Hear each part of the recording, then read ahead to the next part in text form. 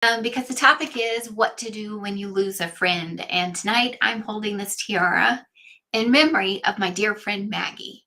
We just celebrated her life with a bunch of other dear friends and family, including her brand new granddaughter, who I know she is smiling down on. But it's really hard, I think, when we experience the loss of someone who's close to us. It doesn't necessarily just have to be a friend, right? It could be a relative. And I think over the past few years, we've all had to navigate some level of loss. And how do we best do that? So here's some tips and some things that have helped me and some things that I hope help you. And this is in honor of Maggie because she would tell you to let go and to let God. And whatever you do, don't fuss. It's all going to be fine in the end. And if it's not okay, it's just not the end. Um, the first thing I would tell you is don't judge people. Oh, he's not crying, she's not crying, oh, she is crying, he is crying. People are going to grieve in their own way. And so, whatever way you feel is appropriate to grieve, I want to give you permission. I want to call out that elephant and say, you grieve the way it works for you.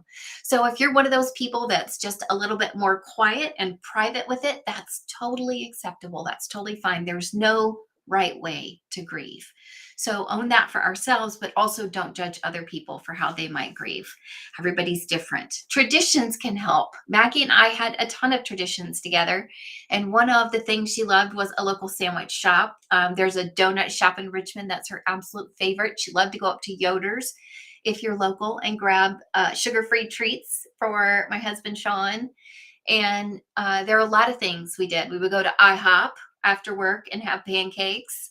That was like one of our little celebrations, or go to maybe Texas Roadhouse, whatever it is, whatever memory you have of them. And she loved holidays. She loved tiaras. She would love that I have a tiara now. She loved getting dressed up for the day and for the season. And so one of the traditions I'm going to add to my repertoire is I'm going to get dressed up. I'm going to get dressed up for Halloween. I'm going to get dressed up for Christmas. And it's all going to be in honor of Maggie because that was something that she did that brought so much joy to so many people. So let traditions be a comfort and a memory. One of the things that I think we're the most afraid about is losing that memory of our friend, and we don't have to. We can remember them in the ways that they were fun and happy and joyful.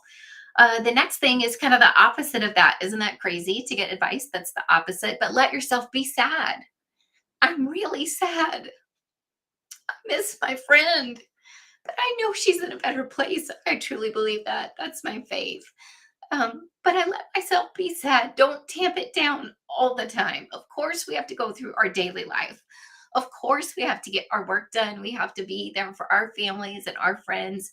And the last thing the people that we've lost in our lives want is for us to stop living. But it's okay if sadness overwhelms you sometimes, like I'm being overwhelmed right now, because we love them, right? And when you lose somebody you love, it's okay to be sad. Talk to them. I had a therapist recommend that you actually talk to them because they are somebody that you're used to talking to all the time, right? And you can almost know what they would say back. I can hear Maggie's laugh almost all the time. I loved so much being close to her at work and would listen to her answer the phones and be so joyful and so silly. And we would laugh so much together. So I'm going to remember that part about her. I'm going to talk to her. When I do something silly, I'm going to be like, oh, I know, Maggie, I know you're mad at me right now. I shouldn't have done that. She would be frustrated with me for being sad. She would say, there's no reason to worry.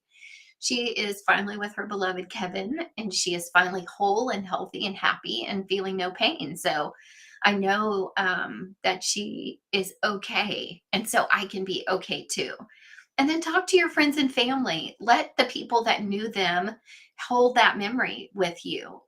Don't be afraid to say their name. And I would especially say this about children who have been lost.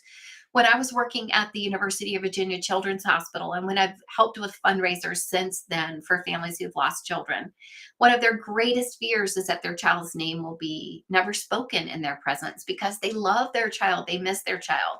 And one of the most glorious things about today's gathering was that we got to remember Maggie and we got to have a fun time talking about Maggie. So talk to your friends, talk to their family, do lots of remembrances. And if you're feeling particularly overwhelmed, if you feel like you can't wake up and get out of bed and that losses after losses are just adding up, I want to also tell you that there is professional help out there that is affordable and accessible. I personally have a therapist that I see through betterhelp.com, and she's just been a real godsend for me. One of the things I love about it is that I did an extensive survey to talk about the challenges that I was facing, to talk about the things that I wanted to navigate well. And getting therapy and having someone help you is nothing to be ashamed of. It's very important, I think, to have someone who's well trained, someone who's certified, and someone who can kind of be that sounding board but give you good advice.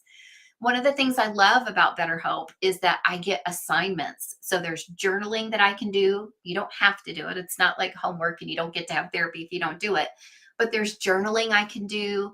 There are articles that are sent to me that I can read. And so I feel like my my health is my wealth. You know, we talk about that all the time.